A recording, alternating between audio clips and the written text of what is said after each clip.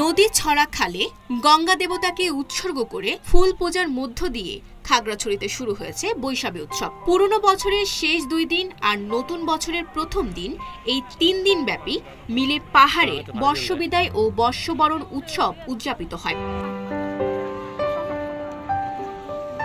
উৎসবকে ঘিরে ফুল দিয়ে সাজানো হয়েছে ঘরদোর। রাঙামাটি ও খাগড়াছড়ি জেলার শহরে, গ্রামে, প্রত্যন্ত পল্লীতে লেগেছে বর্ষবরণের আনন্দদোলা। উৎসবের প্রথম দিন শনিবার সকালে শহরের খবংপুরিয়া এলাকায় চাকমা ও ত্রিপুরা শিশু কিশোর যুবক যুবতী ফুল নিয়ে চেঙ্গি নদীতে পূজার জন্য ভিড় জমায়। নদীর 2 পারে মোমবাতি জ্বালিয়ে কলা পাতায় ফুল নিবেদন করে গঙ্গাদেবীর উদ্দেশ্যে প্রার্থনা করে নদী তীরে। আগামী দিনের মঙ্গল কল্যাণ কামনা করে নতুন বছরকে স্বাগত জানায়। এছাড়া জেলার বিভিন্ন স্থানে চেঙ্গি, মাইনি ও ফেনী নদীর তীরে উৎসব মুখর পরিবেশে ফুল পূজা করা হয়।